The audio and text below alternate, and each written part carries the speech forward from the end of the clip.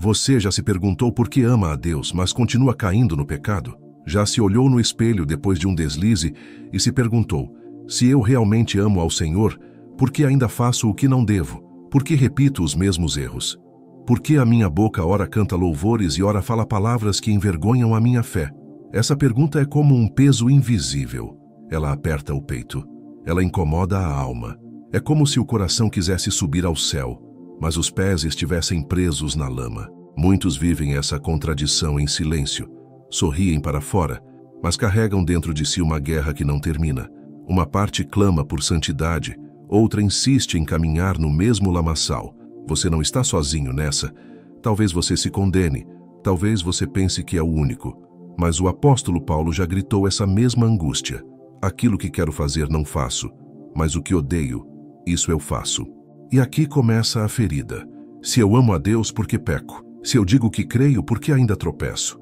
Se eu oro, por que ainda caio? Talvez você tenha se deitado à noite e prometido: amanhã será diferente. E no dia seguinte, antes do sol se pôr, já se viu de novo no mesmo ciclo. E a culpa te abraçou como uma sombra fria. É uma prisão invisível. Não são correntes de ferro, mas são correntes na mente, no coração, no hábito. O pecado não é apenas um ato isolado, é como um eco. Você o comete, e ele continua a gritar dentro de você. E então você começa a se afastar de Deus. Não porque ele te rejeitou, mas porque você mesmo acreditou que não é digno. E o coração, que antes corria para a presença dele, agora se esconde como Adão no jardim, envergonhado pela própria nudez. Você já se sentiu assim?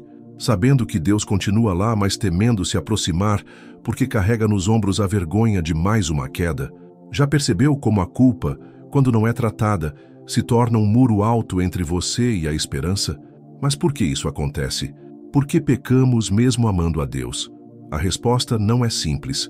Ela está misturada na poeira da nossa humanidade, nos buracos da nossa alma, nas cicatrizes que carregamos e nos desejos que ainda não aprendemos a entregar. O coração humano é um campo de batalha. De um lado, a fé que desperta e deseja viver para Deus. Do outro, a carne, que pede prazer imediato, que deseja atalhos, que grita mais alto quando a alma está cansada.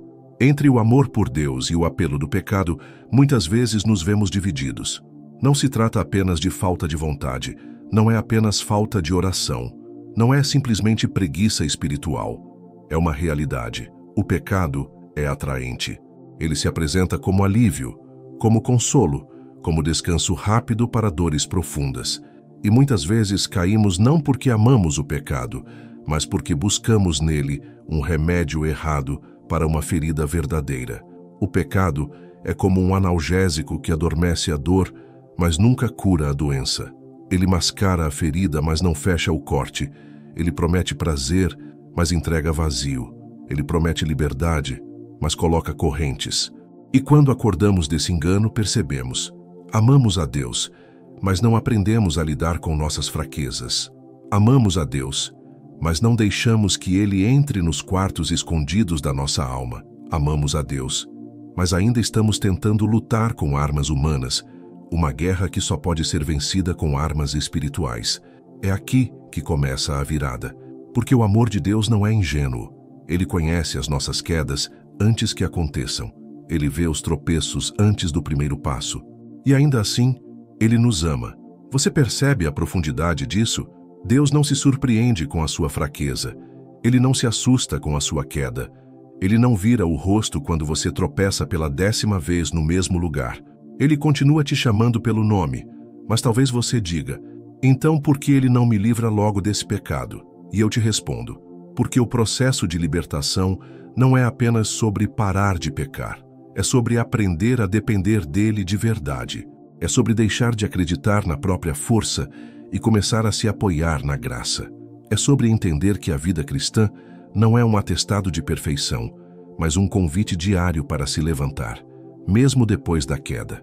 A cruz não foi erguida para os perfeitos, foi erguida para os quebrados, para os cansados, para os que falham, para os que choram no silêncio depois de mais uma derrota. Jesus sabia que o caminho seria estreito, que a carne resistiria, que a mente seria fraca. Por isso ele disse: sem mim nada podeis fazer. Você percebe? Você não cai porque não ama a Deus. Você cai porque ainda está aprendendo a amar a si mesmo da maneira que Ele te ama. Você cai porque a batalha é real, mas a vitória já foi conquistada. Você cai porque é humano, mas é justamente na sua humanidade que Deus decide derramar a sua graça. O amor de Deus não se mede pelo número de vezes que você vence sozinho. O amor de Deus se revela na mão que se estende para te levantar todas as vezes que você cai. E agora, talvez você esteja cansado de prometer e não cumprir, cansado de tentar e não conseguir, cansado de lutar com armas cegas, cansado de acreditar que a queda é maior que o amor de Deus. Mas escute, o que Deus espera de você não é perfeição imediata. O que Ele espera é entrega, é sinceridade, é um coração que reconhece: Senhor, eu não consigo sozinho, mas contigo eu posso recomeçar. A palavra de Deus diz: se confessarmos os nossos pecados, Ele é fiel e justo para nos perdoar e nos purificar de toda injustiça. Você percebe o detalhe? Não é apenas perdão, é purificação. Ele não apenas apaga o passado, Ele trata a raiz. Ele não apenas enxuga as lágrimas, Ele cura a ferida. O processo pode ser longo, pode doer, pode exigir que você olhe para dentro e encare aquilo que sempre quis esconder. Mas é nesse processo que a graça se torna real. Talvez você nunca tenha contado para ninguém as batalhas que trava quando está sozinho. Talvez você sorria por fora e morra por dentro. Talvez você esteja cansado de viver uma fé de fachada, onde tudo parece em ordem, mas por trás há segredos que te esmagam. Deus já sabe, e Ele continua te amando, e Ele continua te chamando, e Ele continua te lembrando: minha graça te basta. Então, por que você continua pecando mesmo amando a Deus? Porque você é humano, porque você ainda está em processo, porque a santidade não é um evento, é uma caminhada, porque o amor verdadeiro não é medido pela ausência de quedas, mas pela perseverança em se levantar e voltar para Deus todas as vezes. Agora, a pergunta muda: o que você fará com esse amor? Vai continuar fugindo de Deus quando cair? Ou vai aprender a correr para Ele, mesmo sujo, mesmo cansado, mesmo quebrado? Porque no fim das contas, o que Deus quer não é uma performance perfeita. Ele quer um coração sincero. Ele quer filhos que, mesmo frágeis, reconheçam que precisam dele. E Ele quer que você saiba: você não está sozinho. Quando você pecar, lembre-se, isso não muda o amor de Deus por você. Mas também lembre-se, esse amor é forte o suficiente para não te deixar preso onde você caiu. Ele te chama para levantar. Ele te chama para voltar. Ele te chama para viver em liberdade. E talvez hoje seja o dia de dar esse primeiro passo. Não o passo da perfeição, mas o passo da sinceridade. Dizer: Senhor, eu ainda caio, mas eu não vou desistir. Eu ainda peco, mas eu ainda te amo. E eu creio que o teu amor é maior que o meu pecado. Essa oração pode mudar tudo, porque ela não parte da sua força, mas da graça dele. E agora, eu quero te convidar a fazer algo simples. Se esta mensagem falou ao seu coração, escreva nos comentários o seu nome e a cidade ou estado de onde você está assistindo. Nós vamos orar por você, pela sua família e também por algum parente próximo que você saiba que está passando por uma dificuldade. E não se esqueça, deixe também o seu like e se inscreva no canal para continuar recebendo palavras que fortalecem a sua fé.